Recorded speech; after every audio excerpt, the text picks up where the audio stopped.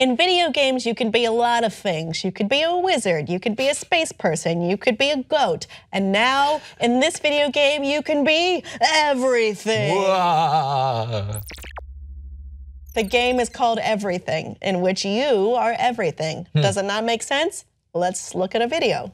When you came into this world, there gradually arose into being the sensation of I. And you feel that you are I just as much as I feel that I am I. But all the time, everywhere, there are other I's starting up. Whether they be human, animal, anything you like. They be in other galaxies, etc. Always, they're starting up. And so the feeling that we call I is how everything feels on the inside. You can get a certain vision of life where everything is seen to be a complex pattern of rhythm. Dances, the human dance, the flower dance, the bee dance, the giraffe dance. And that's what this all is, it's jazz. This is a big jazz, this world. And what it's trying to do is to see how jazzed up it can get. How far out this play of rhythm can go.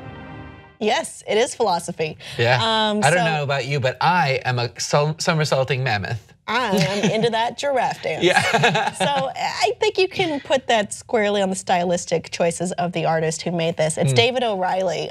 You may know him for, he's made a lot of different things before. He's made, if you remember in Her, he made the fictional video game in that. He's very well known for making different video games, and he did an episode of Adventure Time, and he made Mountain in 2014, which we actually did cover on NerdAlert. And I was just like very opposed to Mountain because I don't think it's a game, I think it's a screensaver.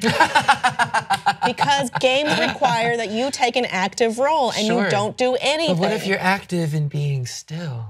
That's not a game. That's something else. It's an experience, but that's not a game.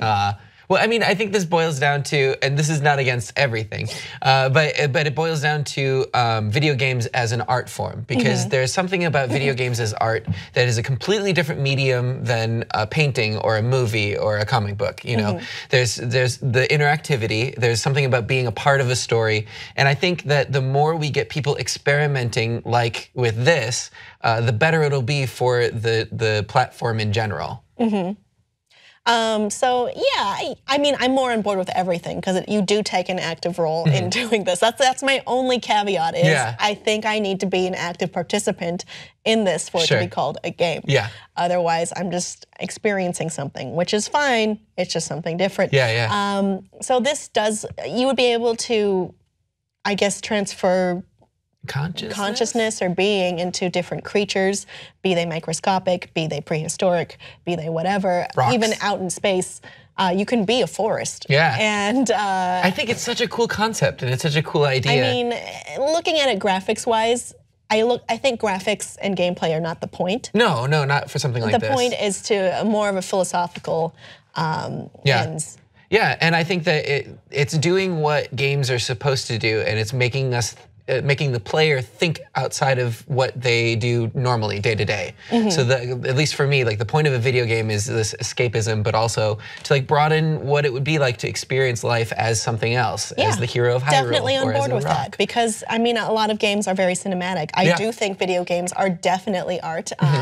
They are legally classified as art, just to help that point. But I'm on board with this. It's different. I mean, like it. There's also the danger of something like with No Man's Sky, where you get like the pretentious game developer who's like, oh, my game is gonna change everything. You mean the liar who said there would be things that never were there? So really, at everything, you can't be anything.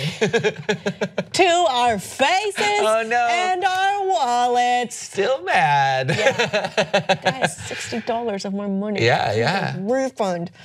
I uninstalled it, but I'm furious. But this doesn't look like that. This is different. Yeah. This is, it is what it is, and it's not promising any more or any less. Right. Well, I mean, it is saying that you could be everything, so that's a pretty hefty promise. I mean, it doesn't seem like you are utilizing all the abilities of everything. Like, I don't think as an elephant I could trample the whole forest. If I'm an elephant, I better be able to motherfucking trample something. I think that would be if maybe a higher budget company got this. Okay. But this is one. We're moving in the right direction. Sure. Towards me trampling things.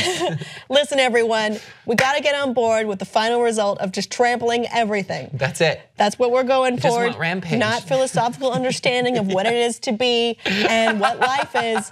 Smash Destruction. Everything. Maybe one day. So it looks like he did use the profits from Mountain to make this. Yeah. So maybe I can like Mountain for that level of enjoyment.